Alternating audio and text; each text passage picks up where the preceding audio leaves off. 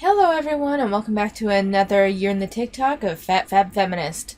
Normally I would try to diversify the content by now, but I am so close to finishing my schoolwork for the quarter. I can't really think anything outside of just my weekly video. And so we're just going to try to finish FatFabFeminist before I finish my quarter, and then we'll start something new. But one last thing that I want to say real quick before we jump into the video. I put up a community post about what you guys think I should do for my 3,000 subscribers special, because I think I'm probably going to hit that this summer. Some of you gave me ideas already. Thank you very much. And if you didn't see the post and you want to give some ideas, go ahead and put them in the comments. That Sapphic Bro came in with a facetious little asshole comment, which was fine. I was just going to ignore it. I know some of you guys defending me. Thank you. And calling them out and that sort of thing. It's gone now. And I just want to be clear, I did not delete it. That was not me. Just so we're clear. Just because I get the feeling there's going to be some comment of me silencing fat creators on my channel. I don't silence anyone unless you're giving death threats or threats of harm. So, just to be clear, I wasn't the one to delete that comment or that thread. So, anyway, let's go ahead and jump into FatFabFeminist. If losing weight was easy, there would be no fat people. Not because there's an issue with being fat, not because I have an issue with the way I look, but because y'all treat us so horribly. I would not wish dealing with systemic fatphobia to my worst enemy. If it was that simple, any of the literal dozens and dozens of diets that I did before I even turned 18 would have solved the issue. And I shouldn't have to show you my health issues to justify my weight. My health problems, my illnesses, my excuses, none of your business.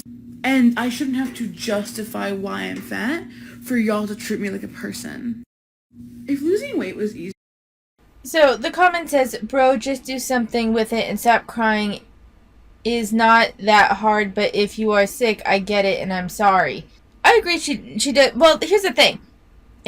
She shouldn't have to go through her medical history to justify her life choices. True, she doesn't have to, though. That's the thing, is that this is the fucking internet. Everyone is going to judge your choices in life. Everyone's going to judge everything that comes out of your fucking mouth. Everyone has an opinion and they are going to share it, and that is the nature of the internet. You talk about being treated like a person. The internet is a place where everyone gets treated as subhuman at some point. You just do, unless you are a lurker and you never post anything. You will be treated as subhuman at some point. You will be called derogatory names. You will be, like, heavily judged. That's part of the internet. My point isn't to say that, this is right. It's just common and it's not exclusive to fat people. Number one. Number two. There's been an ongoing thing of them treating like they're not treated as actual people. I really want a definition of what it means to you to be treated like an actual person. Don't get me wrong, they have had experiences of like really shitty behavior from other people, and probably have that a little more often than the average person. I don't think that that they are persecuted everywhere they go, though. I don't think systemic fat phobia is a thing. I think they've had some really negative experiences with some assholes and they've generalized it. That's my perspective on what I've seen from the fat acceptance movement. The losing weight isn't easy. If it was, any of the diets I tried in my childhood would have worked. I think that's where that's the issue right there. Losing weight is hard. It's very hard. I am fucking struggling right now, bouncing back and forth between 181 and 183, and I can't seem to get the fucking scale to go down. It's hard.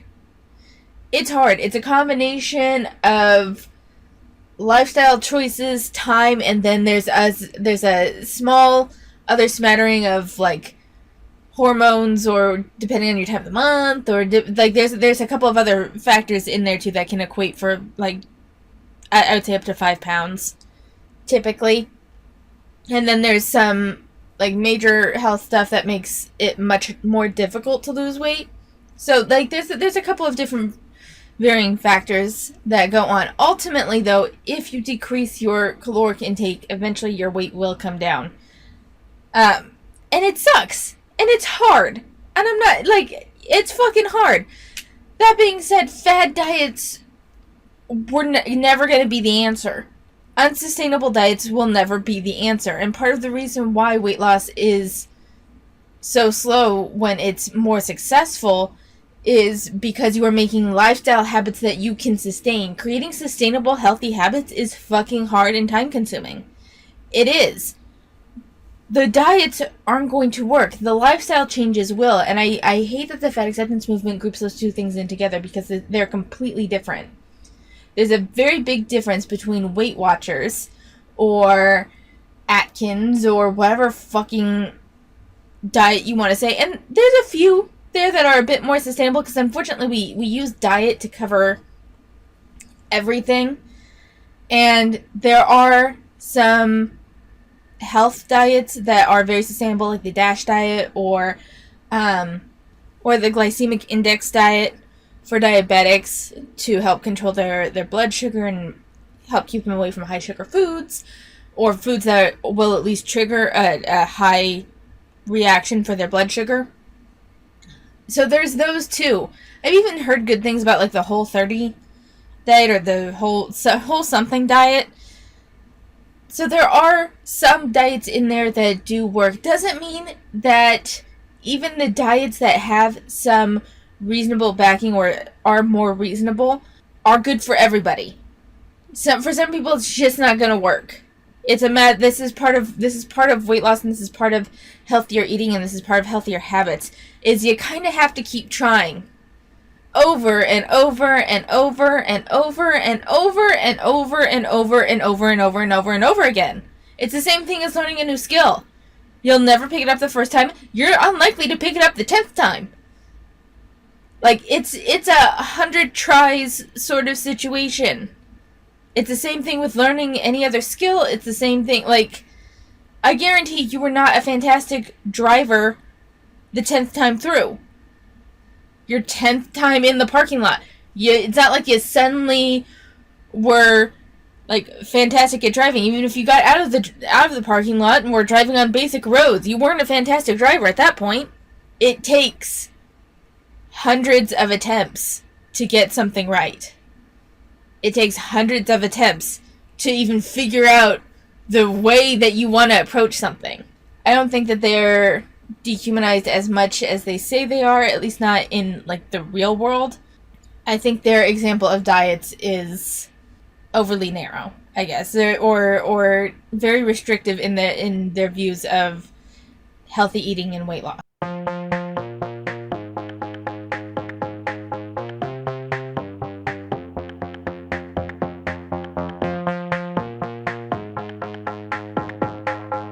Long caption that starts with quotes that says, "Y'all would have bullied Wednesday IRL," and then it continues, as if thin, conventionally attractive people don't have the privilege to be weird. Not saying she wouldn't be bullied, but thin people have a much longer leash to exist outside the norm than everyone else does. Pretty privilege allows people to just be weird and still desired. It's very different being an outcast, weird, autistic, neurodivergent when you're skinny and pretty."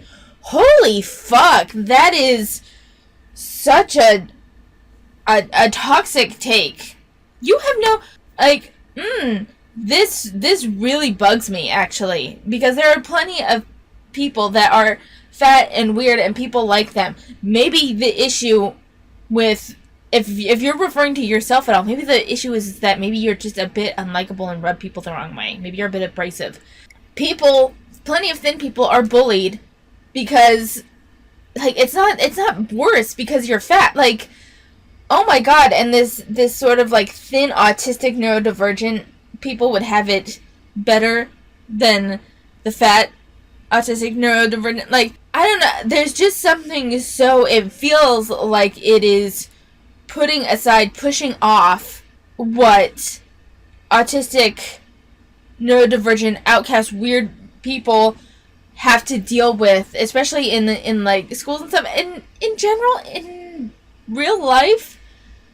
For the most part, people don't say much, and if they do, like, everyone's response is, why does it bother you? They're not hurting anybody. Like, unless it goes against something in your workplace or something, most people, regardless of whether you're fat or thin, don't care. And as far as children can be fucking assholes to everybody. I don't like the minimizing. I don't like the inclusion. Like, if she wants to get into this whole, if you're thin, then you have a longer leash for eccentricities than fat people, I still disagree with it, but whatever. I don't like the addition of autistic / neurodivergency in this, because it's like, you have no fucking idea what, and that's such, autism and neurodivergency is such a broad spectrum with varying levels of social acceptance, that this is just such a bad take to me. It's such a bad take. I don't like this. I think it's quite disingenuous to dismiss that criticism as the Pain Olympic, when we literally saw, when Gomez was cast for Wednesday, the reaction to his casting was utterly fatphobic and disgusting. Gomez exists in the same aesthetic as everyone else, but what is the difference? He's fat. He's not conventionally attractive, so the reaction to his casting was much different than the reaction to everyone else's casting. There is privilege in being conventionally attractive and thin. If you are thin and fall within conventional beauty standards, it's very correct to say that you have more opportunity to be odd or exist outside of the norm than other people. It isn't to say that they're immune to bullying. It just means that people are more likely to tolerate that behavior from someone who they find attractive than someone else. Phobia, colorism, ableism, all of that also impacts the way that people are received. I would really love it if people just stopped acting dense in my comments. But, like, I'm not wrong. I think it's... Well, there's a lot to unpack, but first we're going to read the comment. It says, sure, but let's not act as if that stops people from being disgusting to others anyway. This ain't the Pain Olympics. And one, she does a hard pivot here, because we were talking about Wednesday, and Wednesday what has very distinct eccentricities that don't all really mesh super well with social norms. And you were saying, well, yeah, but if she were fat, it would be way worse. And so it's really not that bad for her because she's thin. That was kind of what you were getting to in there. And now you're doing a pivot to the casting of Gomez, which is a different situation. Now, to be fair, I didn't care. I don't remember his name, but I didn't care for the guy that was cast as Gomez. I think him being overweight would have been fine if he had been a bit more charismatic. Because for me, I grew up with like the Addams Family Values movies, the Addams Family and the Addams Family Value movies from the 90s, and I suck with actor names, so I can't tell you who was acting in that, but the person that was Gomez in those movies was so charismatic and so upbeat, and so that the actor in the Netflix Wednesday was entirely too subdued for my taste. I also didn't care for Morticia in Netflix's Wednesday either, but like there were some reasons, and it's also a matter of the characters have always had these kind of physiques portrayed since the early cartoons, from like the early, I want to say, was it 1920s? Maybe even before that. And Morticia, Gomez, and Wednesday were always pretty thin, where Fester and Pugsley were a little bit heavier. And people do get attached to that, for better or worse, their perspective. And actually, I don't even remember if Gomez was really that thin, now that I think about it. Gomez might have been more like an average size, where Morticia... I know Morticia was really thin. But Gomez, I think, has had a couple of different size iterations, but that's kind of beside the point. It would have worked if the actor was charismatic enough for Gomez, because Gomez is such a highly charismatic, vivacious character that I didn't feel, even for, I understand that Wednesday was even an even darker setting than the kind of goth camp that was the 90s movies. But that doesn't change the fact that Gomez has kind of been established in the cultural zeitgeist as this charismatic, vivacious character that the actor in Wednesday didn't really feel like they fulfilled. Like, putting that aside, putting all of this aside, putting the whole Wednesday thing aside, the fact that you end this with "I'm not wrong" just shows that you won't, like, this was not a poorly phrased critique, and yet you refuse to even examine for a second how what you say and how it's perceived. And you always say that people are being dense in your comments and that people purposefully misunderstand you, and yet it happens continuously. It happens continuously. So you would think that you would have the self-awareness to realize that it's not everyone else. It's you. Either you have bad takes or you express your takes poorly. But let's move on. Respectfully, no, you wouldn't. Because I would make you cry. For context, this is on a video of like which anime characters would fat shame me. I don't know about an anime character, but I would fat shame you.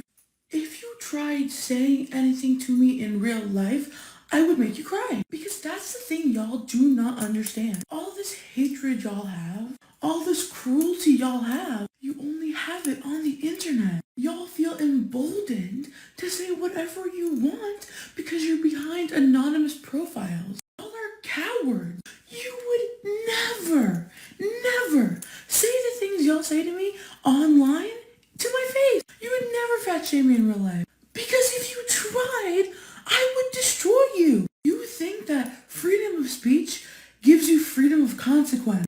No, it does not. If you said something to me in real life, you would face the consequences. But please, sit behind your anonymous profile and think that. So she's responding to this comment that was on another one of her videos that I have not been covering because it's just not really super relevant. Says, "I don't know about them, but I def would."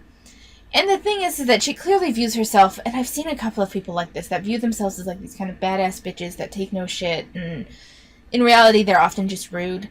But the whole quote of "you think freedom of speech gives you freedom from consequence," that applies to you as well, and yet you come to my channel and act like I'm somehow bullying you or something when I respond primarily to your rhetoric. You say that you would make others cry. You think that you honestly don't know what would happen. You don't know, like, granted, you're from New York, so I'm sure you take no shit. This is not, like, you don't know how aggressive a person would be. This is the thing, too, is that she's like, you feel so emboldened because you're online. The same kind of goes for you, because I don't think you realize if someone really wanted to cause you harm, they could. If someone really wanted to cause you harm, or at the very least psychological harm, and come to you and make you feel bad, they 100% could. It's a kind of a matter of who has the worst intentions and who is willing to put the work in to make your life miserable. You never know, and this is a thing that I've noticed, not just with the fat acceptance group, but with the internet in general, is that everyone thinks that they're kind of invincible, and they don't realize how easy it is to find others from online and in real life. They assume that everyone's going to have a level of decorum that not everyone has. And I went into this channel with the expectation that they would eventually find me and criticize me and whatever, and I was fine with it.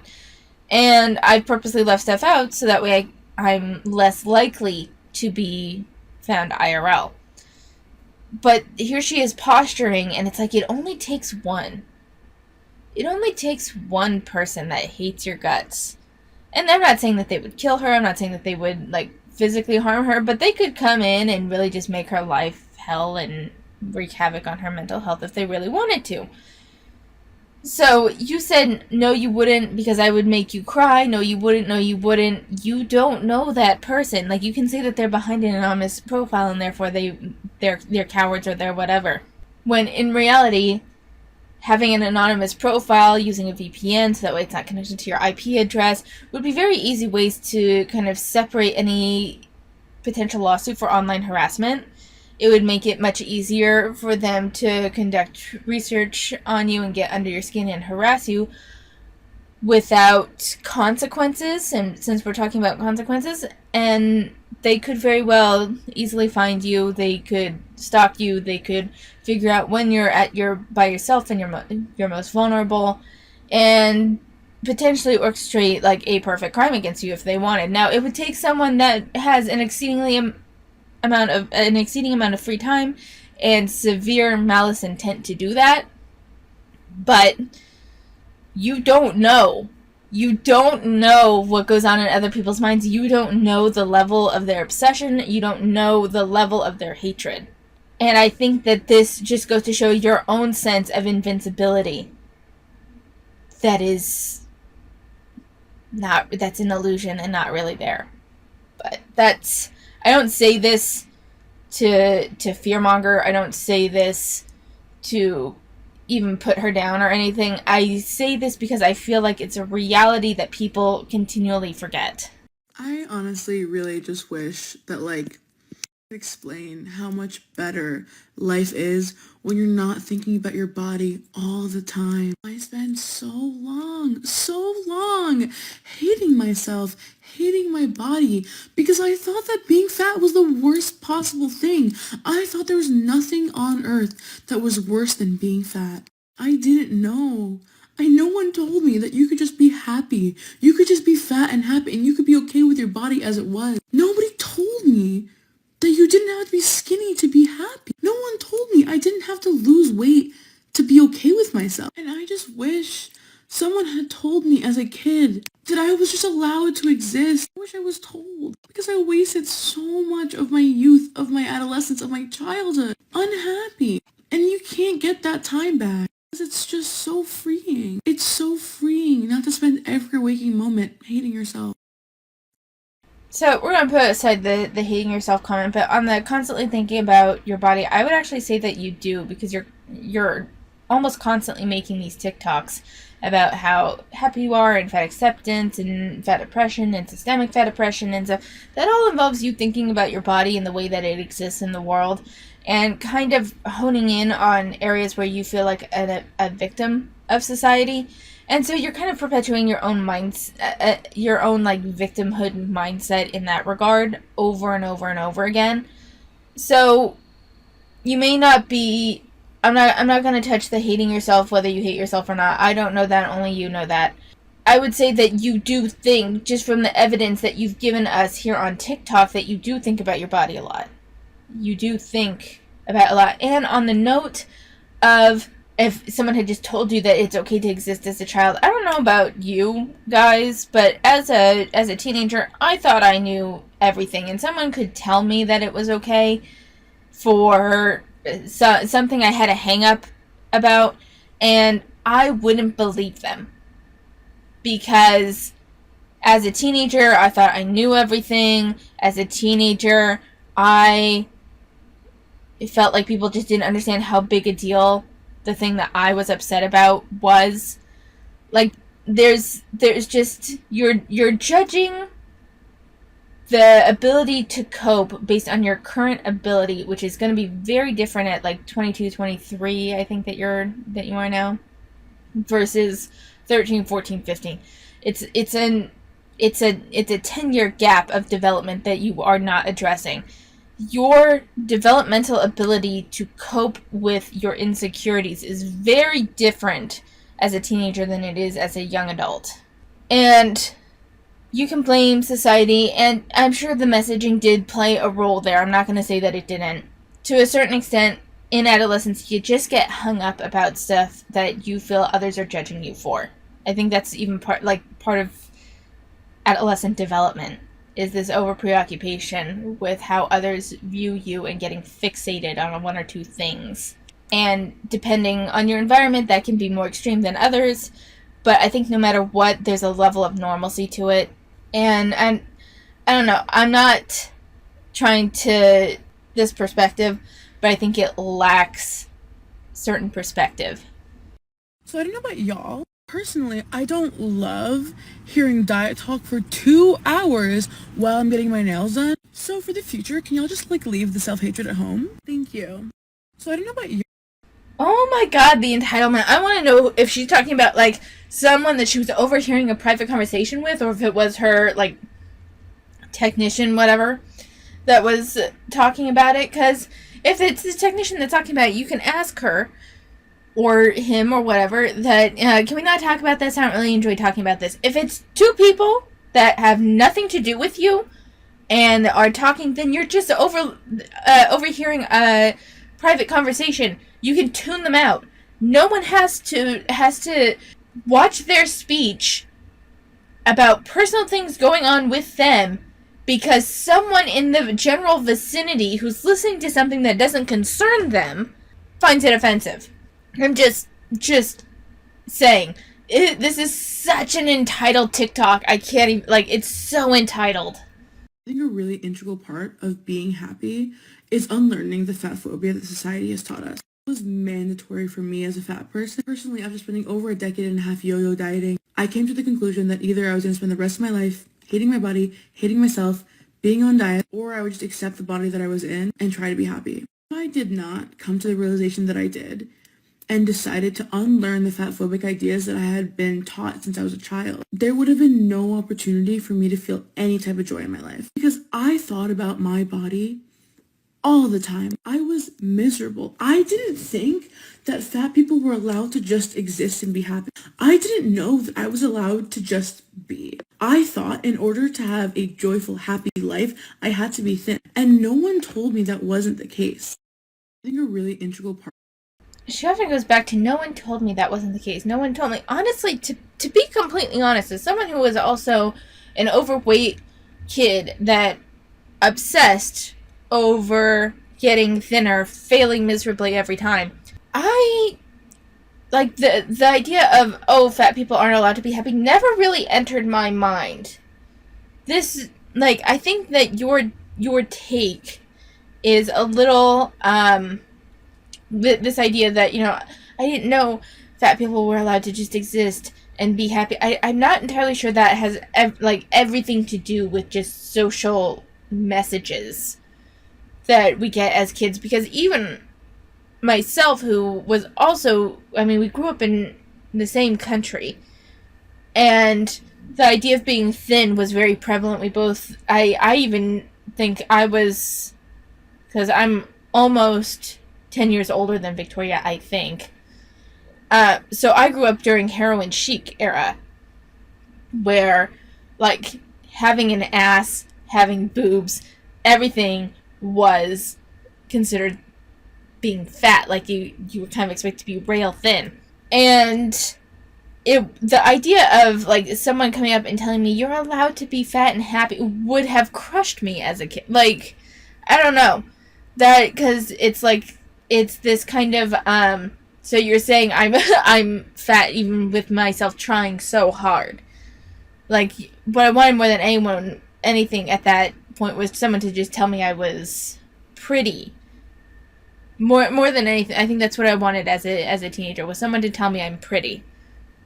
That's different than being said, you're allowed to be, I don't know, it's saying, going up to a kid saying you're allowed to be fat and happy feels kind of like a slanted bit of advice. It's well, clearly you're fat and you're not going to get any better, so you're allowed to be happy. It's just weird. I think that's kind of weird, and this idea that someone had to tell you that it was okay. I think this kind of is your own personal mental journey that had, it's not something that anyone was going to just come up and tell you, and not because we live in such a fat-phobic society, but because it's such an odd, thing to have to say. You can be happy at any size. I'm not denying that. But I think that happiness comes less from getting that messaging or whatever you're getting at, and more about finding value in yourself outside of things that are aesthetic. Because for me, as a kid, as a teenager, I don't think it's at all about, being healthy. I think it's about achieving a look, because you want to look like the people you idolize. You want to look like what's popular.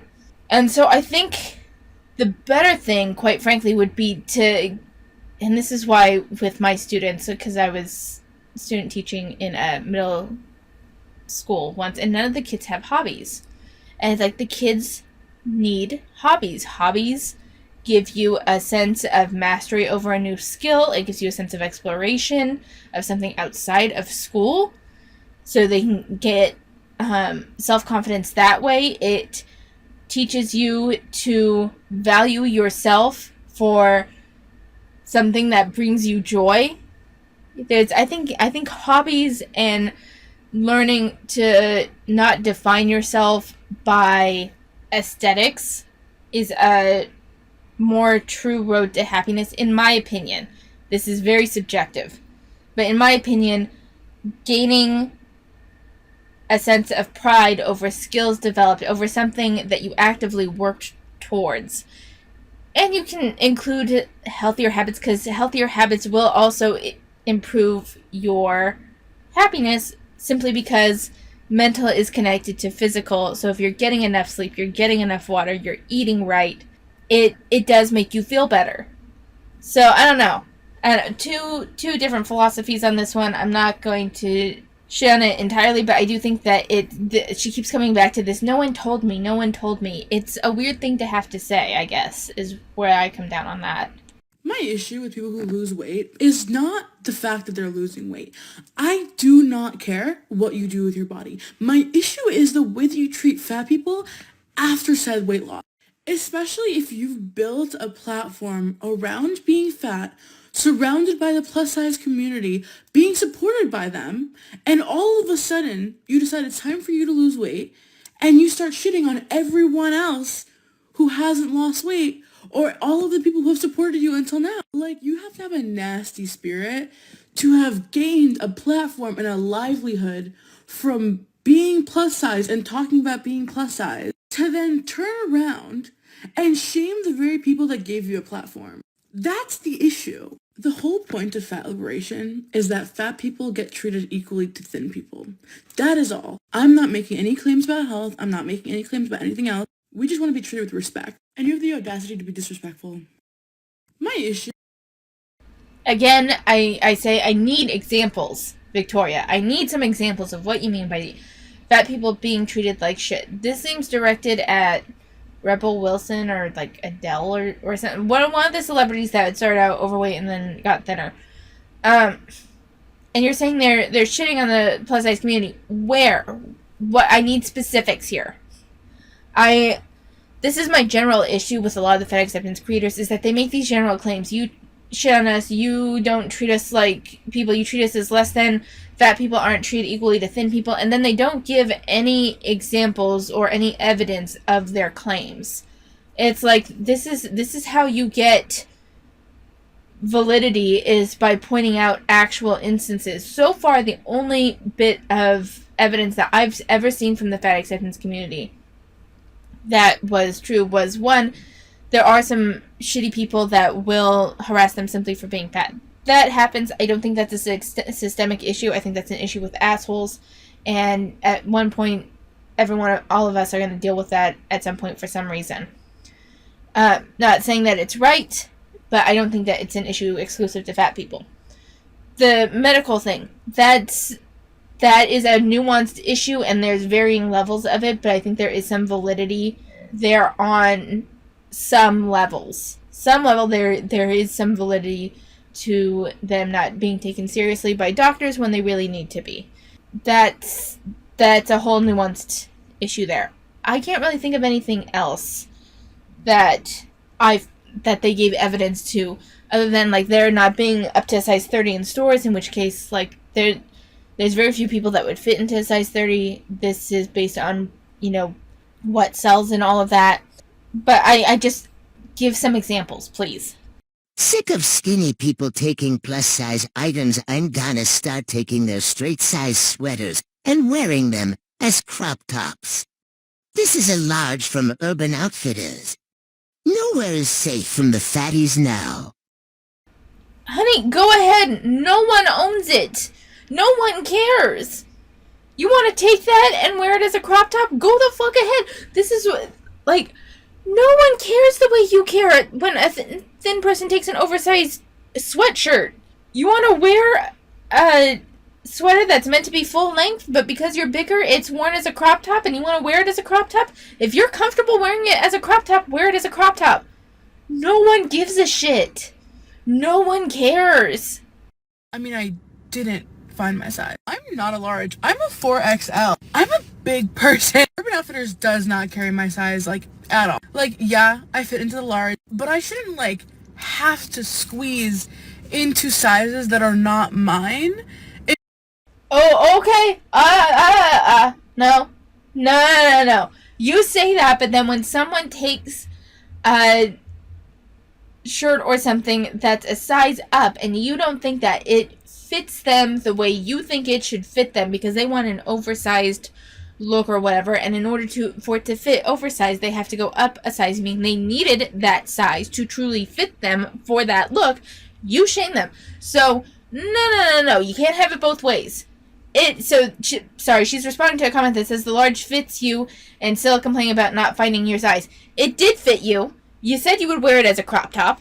So if your aim is to wear it as a crop top, then it fits you.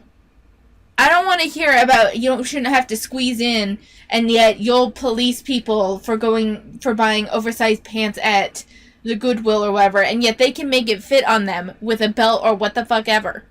No. You can't have it both ways. I'm sorry. The thing that, like, always gets... There's two things that will always, like, set me off. One is condescending tones. You guys have experienced that from me a couple of times. But the other is hypocrisy. You want to be a hypocrite? Oh, I have some things to say about that.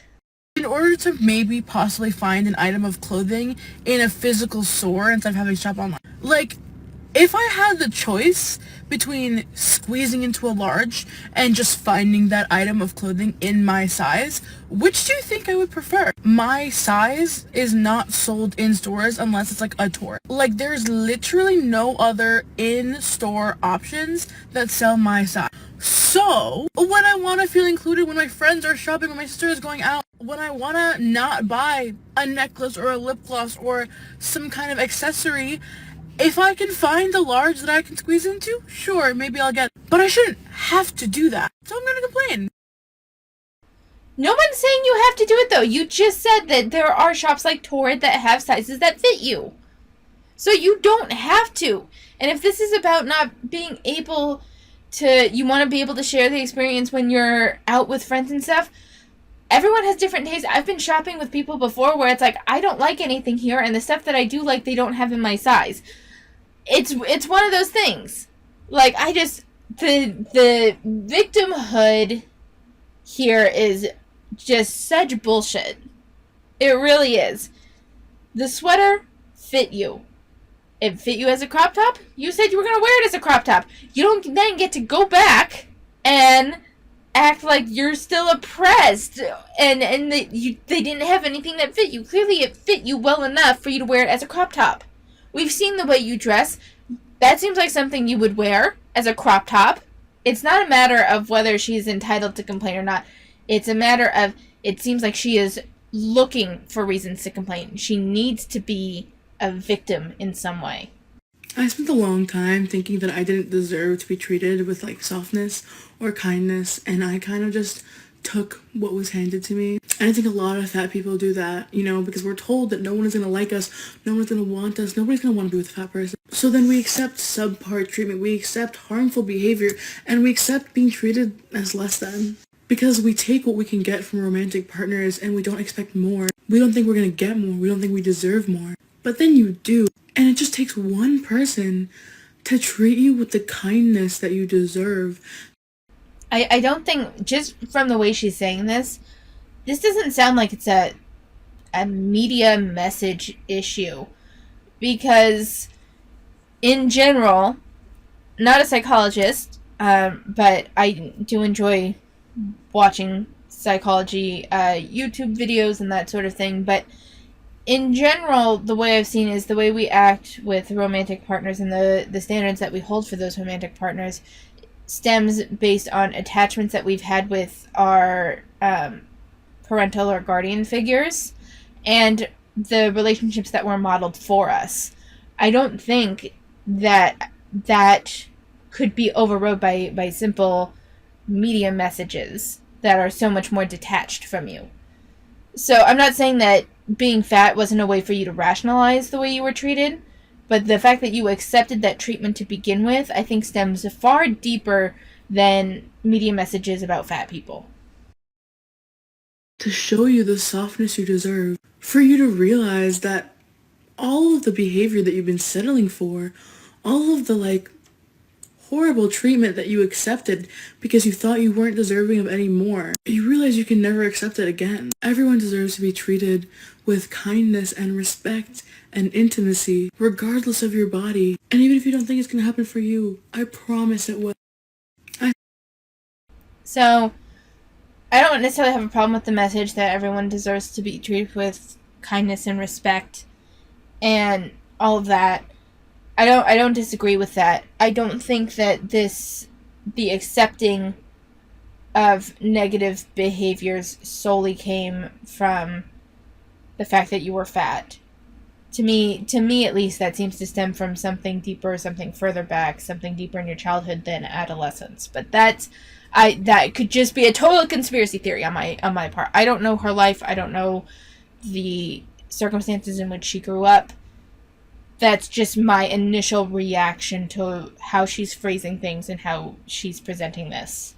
One of the absolute best parts about being fat is being able to see people's characters immediately when you meet them. It truly feels like a superpower on my end because I am so good at reading who is a good person, who is a bad person, who is a person I want to associate with based on how they treat me, based on the way they look at me, based on the way that they talk to me. Because why would I want to associate with you, someone who is so clearly full of malice and hate and judges people based simply on the way they look? I don't want to associate with someone like that, because when I decide who I want to be friends with, who I want to associate with, what's most important to me is their character. Whether or not they're a good person, whether or not they're kind, whether or not they care about other people, whether or not they have empathy. And it is so clear from the lack of humanity that y'all have and the way you dismiss people just for their appearance, it's very clear that you're not the type of person I would want to associate with. So she's responding to a comment that says, being fat is great because it gets these kinds of people to leave me alone. And it's in response to a TikTok that she did just previously about this woman that said that she doesn't want to associate with fat people. I didn't include it because it was just Victoria doing a skit that I didn't have anything to really comment on. This, however, I think that if you think that you can figure out the character of a person based on strictly on how they respond to you, and you think that that's like a superpower and you can view someone as good or bad based on how they interact with you, I think you are opening yourself up to a whole host of manipulations. You're weeding out the most overt is what you're doing. And I think to assume someone is good or bad simply on how they judge people by appearances, don't get me wrong, that can certainly be a character flaw for people that judge people based on appearances. It's not a nice thing. It's not a good thing. But there's a lot more that goes into a person than how they judge people's appearances. And I think to view that as the wholly good or bad thing, you are more likely to open yourself up to a toxic person that can hide their toxicity a little better. Just an idea, just a thought. People want me to be embarrassed or ashamed or ask for forgiveness for the audacity of being fat, People want me to feel bad that I'm fat. You want me to be embarrassed. So, before we continue this, she's responding to a comment that says, how are you not embarrassed? And yet, she doesn't say which video this came from. And we've seen Victoria behave in a whole host of ways that it seems almost clownish, and it seems certainly not becoming of her. And I could see how that could also be how are you not embarrassed with your behavior? But she'll always, since she's not giving context to this, I can't help but wonder if Maybe she realizes she didn't act a great way in the video that she's responding to, so she's going to ignore that and rewrite it as strictly being fat. It could very well have been something about her being fat. I'm not sure because I don't know which video this came from. But I find the fact that she doesn't give context when she's given context in other TikToks telling. Embarrassed that I'm fat, but I'm not. I know that y'all cannot fathom being fat and happy in your body, but I am. Like, I am so good. I'm so... Then why do you keep making these TikToks about how no one told you that it was okay to be fat and happy, as though you're like trying to chant that as a mantra to yourself? Like, I'm not saying that you can't be fat and happy with yourself, and I don't begrudge anyone that is fat and happy with themselves. I just don't think that's Victoria. I think she's trying to convince others, so in the hopes that she can convince herself. But there I go being an armchair psychologist. So let's just continue. So happy. I am so content. I am great with my body. I don't have an issue with myself at all. The issue that I have is the way y'all treat me and other fat people. Because I would like more examples, please. I would like specific examples of how people treat you. Like, shit, exactly. And other than a couple of troll comments that someone's going to get regardless of their size, and they simply use your weight because it's the lowest hanging fruit. You think that our body size gives you free reign to be deplorable. Y'all don't have an ounce of empathy for fat people. You don't see us as human beings. The comments that I receive, the way people treat me and other fat people is disgusting. I have nothing to be embarrassed about. Y'all, on the other hand, people want me to be.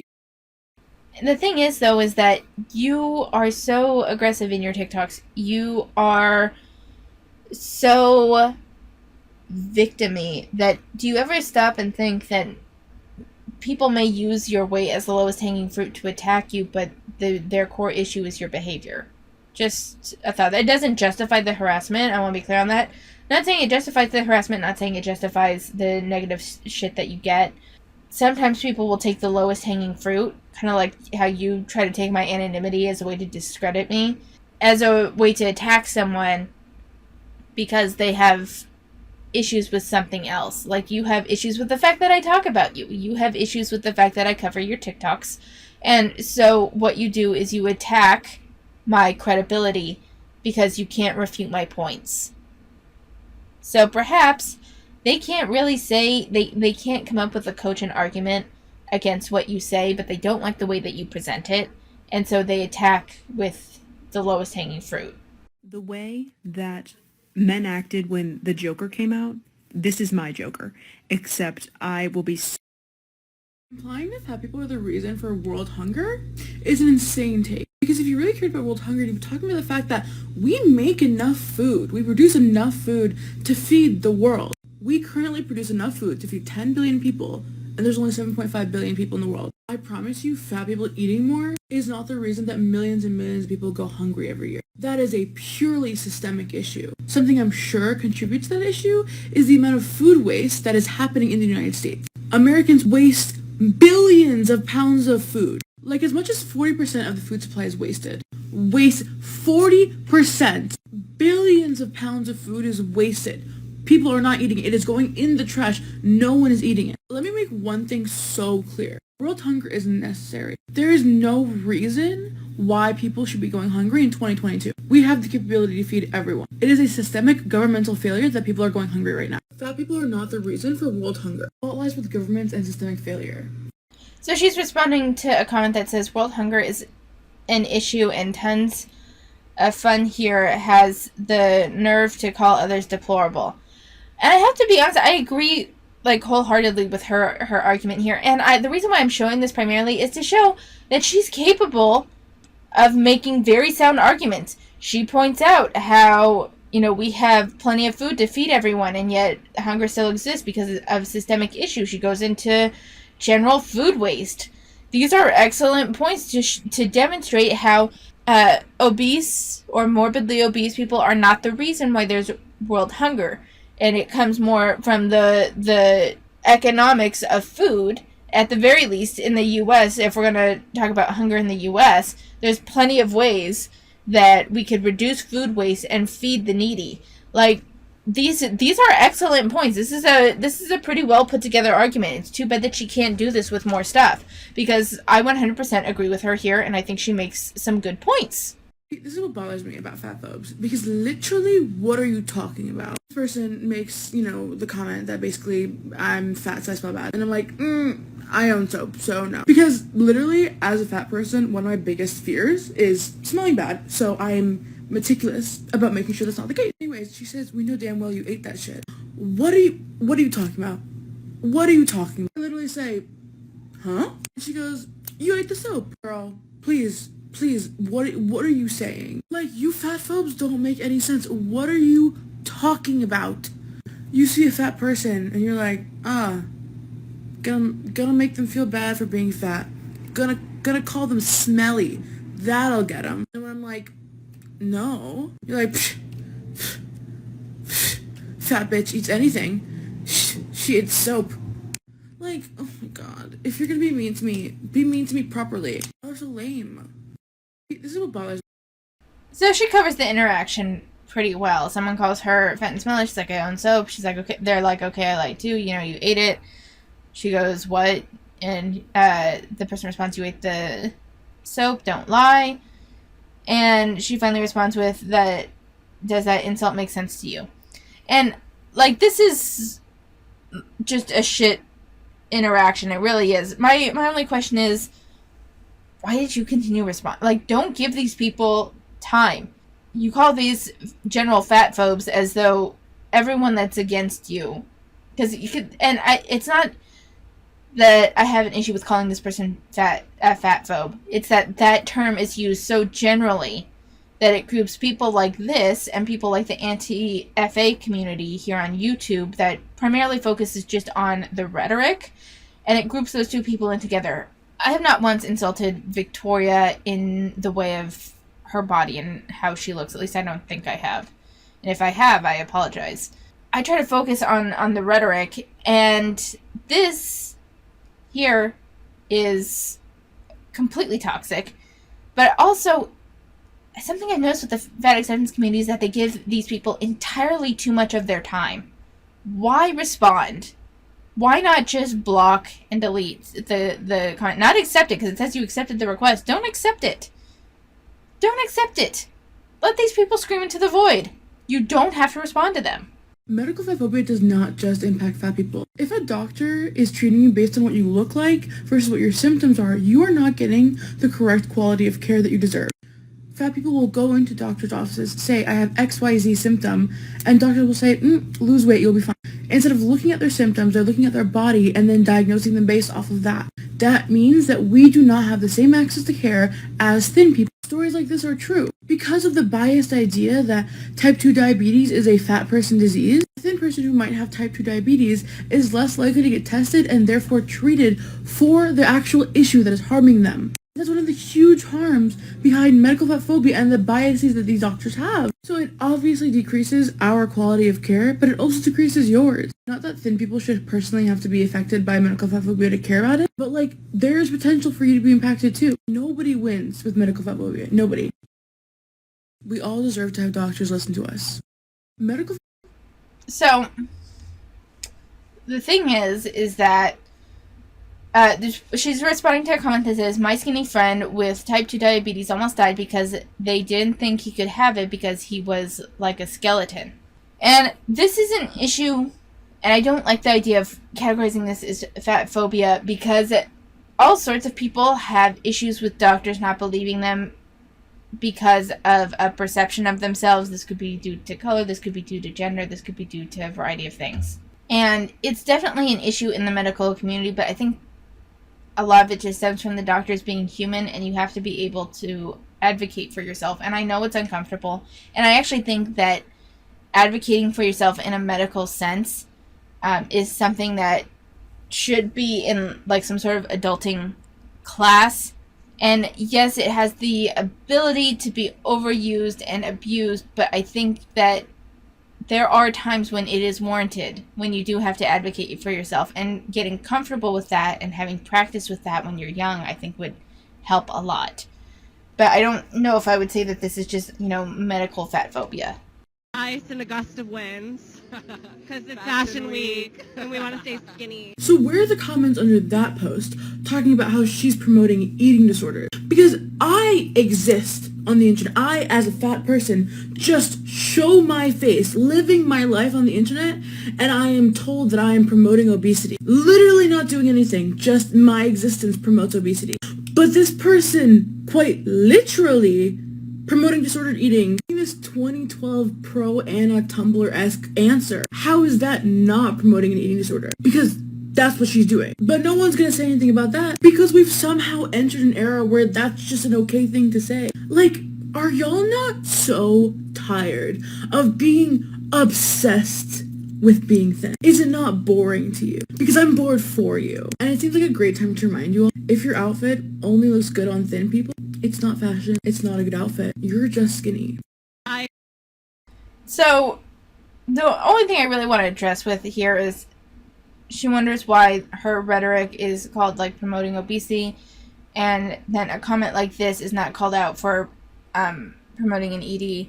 And I don't know the full scope of, let's see, I think this is, the video is not available anymore. So clearly they got some sort of dislike for it because it was taken down.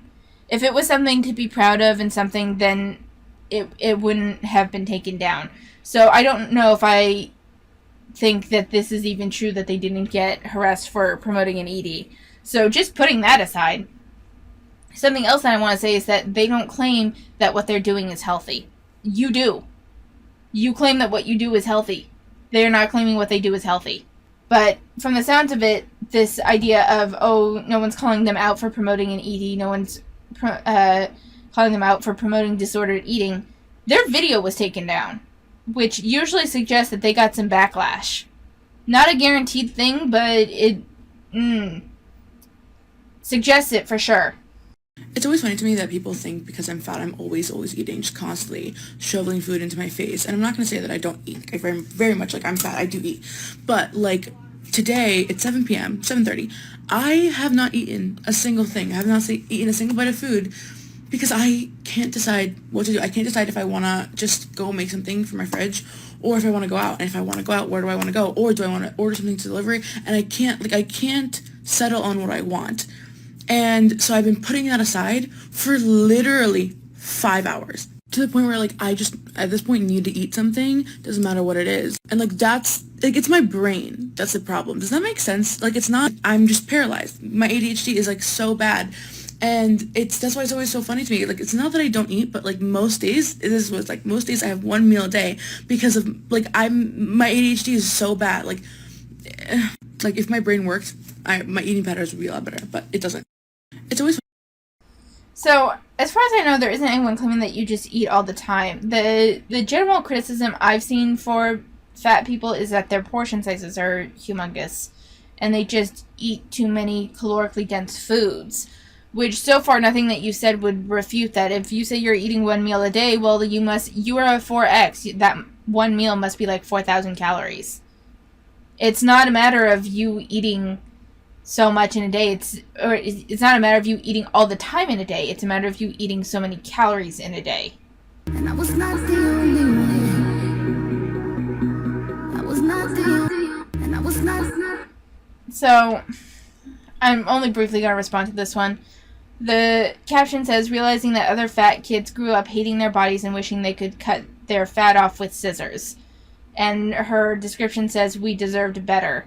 Here's the thing. That's what fat kids went through. There were kids with big ears wishing they could trim their ears. There were kids with a variety of hang-ups that wished to mutilate their bodies in some way in order to fix their perceived faults, their perceived physical faults. It's not exclusive to fat people. I just want to, just because she keeps going in it, how being fat was the worst thing that could happen to a kid, and putting aside, actual terrible things that could happen in adolescence, and we're talking, forms of cancer, we're talking abuse, we're talking whatever. Putting all that aside, putting like the serious shit aside, even when it comes to insecurities, there was a whole host of children that wanted to mutilate their bodies in some way to fix a perceived fault. It wasn't just fat kids.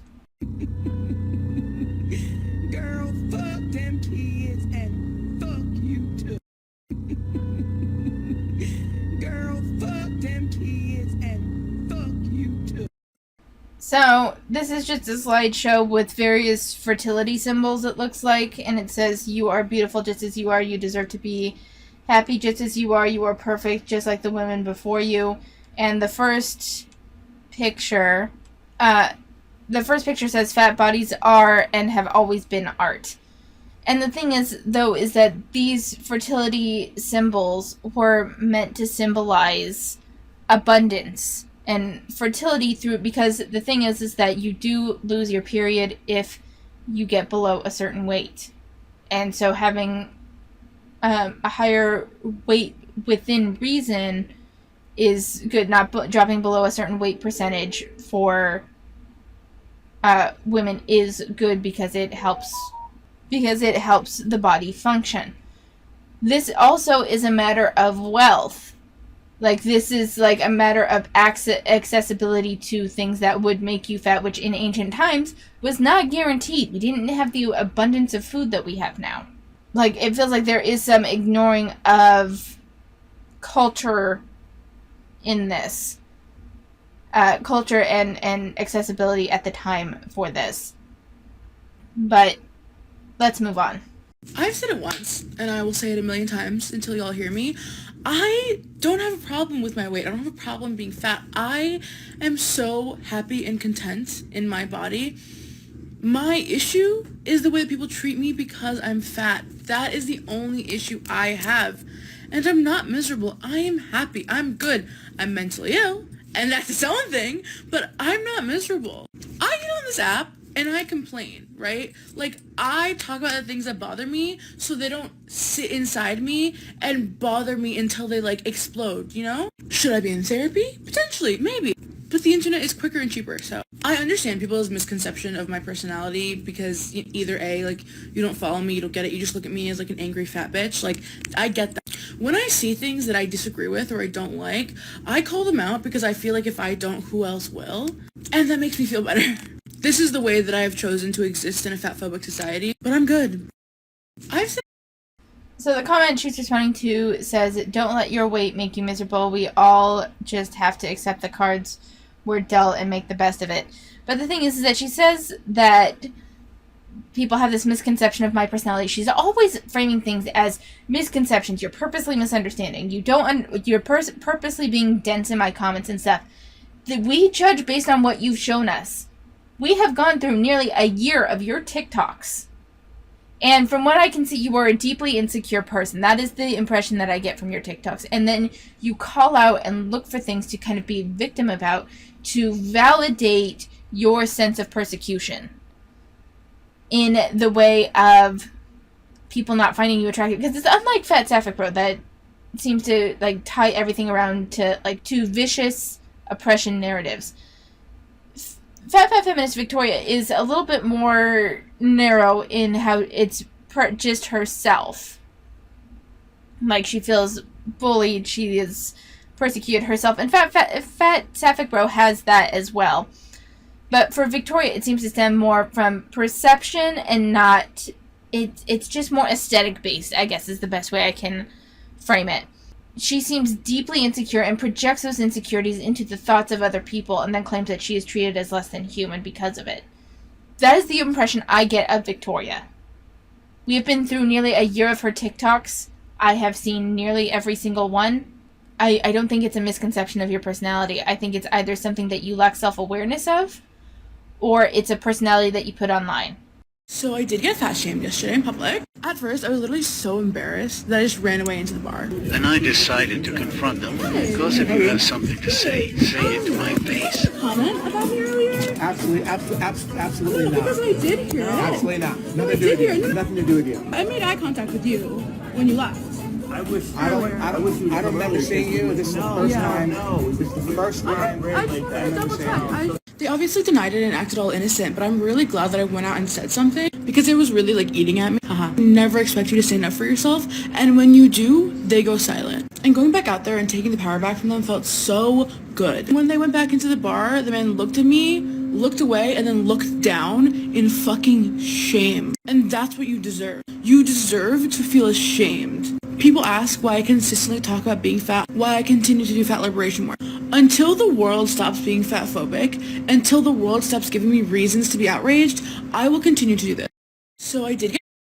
I'm not convinced that they fat shamed you, in all honesty. Because you, like, yeah, he was stuttering and looked a little frightened, but I would be too if a random person came up and accused me of insulting them or something. You come across as unhinged in your footage with them. Not like you are fighting for anything. This is not the win that you think it is. This is not you standing up for yourself the way you think it is. This is you approaching someone who may have made a comment at your expense, may not have. You aren't privy to their entire conversation before they entered the restaurant or after. They look at you, they look away, they look down, they're avoiding your eye contact because you've shown yourself to be capable of irrational behavior and have approached them with aggression. And they are trying to avoid an altercation because you seem unhinged. I don't think that Victoria is an unhinged person, but I think that she can certainly come across that way when she feels she is fighting for some sort of perceived slight. I was going to try to finish her off, but then I remembered this also covers she covers the New York bill, and I actually want to read that with you guys next time. So good news is that we'll probably finish up Victoria next time, next week. So this one's going to be a little bit longer, and the next one might be a little bit longer because I do actually want to go into the New York legislation and point out some things in it that were misrepresented by the New York Post. But for now, I'm going to leave it here. Some quick notes about myself. I am back up to 183, and I can't fucking get that to move. I don't know why. I don't think I've been eating excessively bad. The only thing I can think of is I've been drinking some more like electrolyte water because I've been sweating more. And I don't know if maybe like it's an excess of salt, or maybe I am eating more and I just don't realize it, or maybe I'm not moving as much. I think I should track my activity levels as well and see if I'm just moving less because it's hot.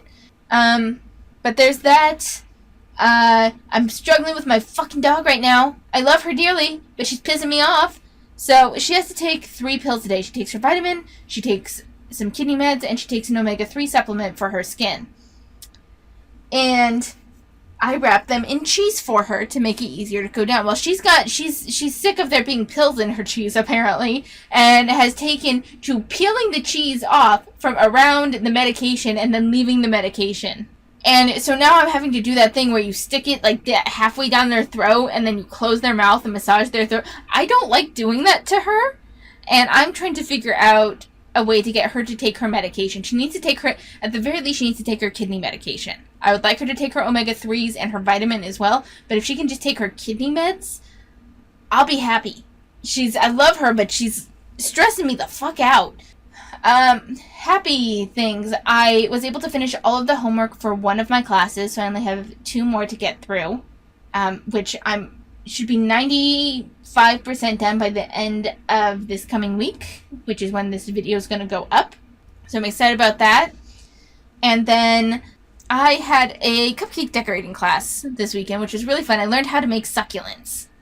And succulents have like frosting. It was really fun. I really enjoyed it. I love taking classes, and it's so fun decorating cakes and cupcakes. I just need somewhere to give them.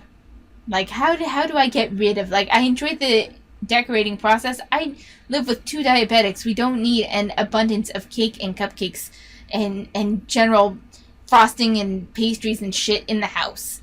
So how can I do that without having the sweet shit around constantly? Because I don't want to just throw it away. It feels wasteful to just throw it away. That's where I'm going to leave it. If you did not comment on the 3,000 subscribers special idea in the community post, and you have an idea you want to share, go ahead and put it in the comments. I haven't decided what I'm doing for the 3,000 subscriber special, but I'll be doing something. I've gotten a couple of really good ideas already, and so we're just gonna... I'm just thinking. I'm mulling stuff over because it takes me forever to make a decision. But I'm gonna leave it here. Thank you for watching, and I will see you next time.